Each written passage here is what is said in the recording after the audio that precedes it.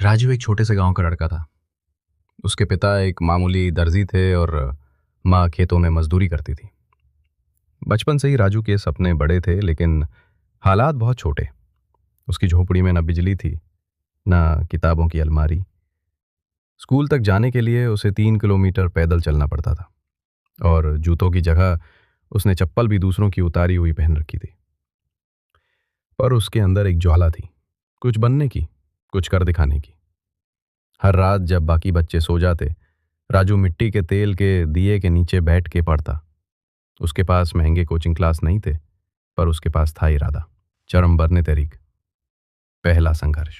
राजू ने 12वीं की परीक्षा टॉप की। गांव में लोग हैरान थे कि गरीब दर्जी का बेटा इतना होशियार कैसे निकला। लेकिन असली परीक्षा अब शुरू हुई। राजू ने ठान लिया था कि वो एक बड़ा अफसर बनेगा, आईएएस। लेकिन उसके पास ना गाइडेंस था, ना कोचिंग, और ना ही पैसे।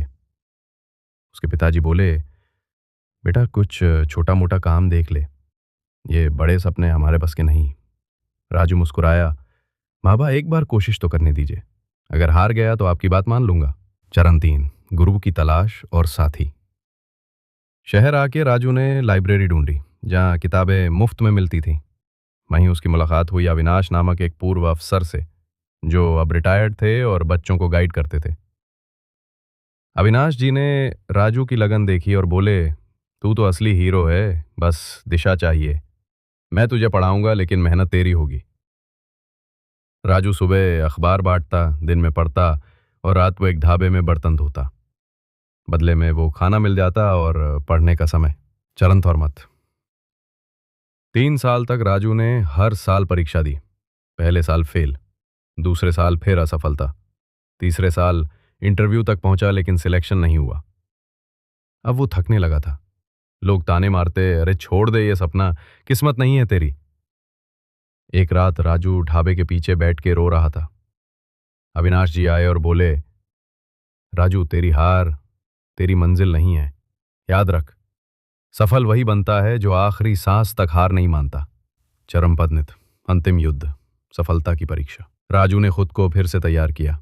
इस बार उसने कमजोर टॉपिक पर ज्यादा ध्यान दिया, अपनी कमजोरियों को सीखा और समय का प्रबंधन बेहतर किया। जब चौथे साल परीक्षा का रिजल्ट आया तो Raju AR23 all India rank 23 के साथ पास हुआ। गांव में ढोल बजे, मां की आंखों में आंसू थे, और पिता ने गर्व से कहा, मेरा बेटा अफसर बन गया। चरण 6, वापसी और समाज को योगदान। राजू ने अपनी पोस्टिंग ऐसी जगह मांगी जहां सुविधाएं कम थीं, और गरीब बच्चों को गाइड करने का काम शुरू किया।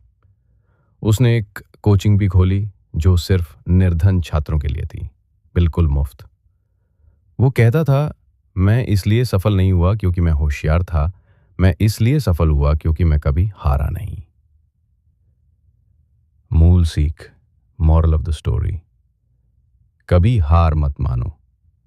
सफलता केवल किस्मत या हालात से नहीं आती, वो आती है इरादे, मेहनत और धैर्य से। जो बार बार गिरने के बाद भी उठता है, वही सच्चा सफल आदमी बनता है।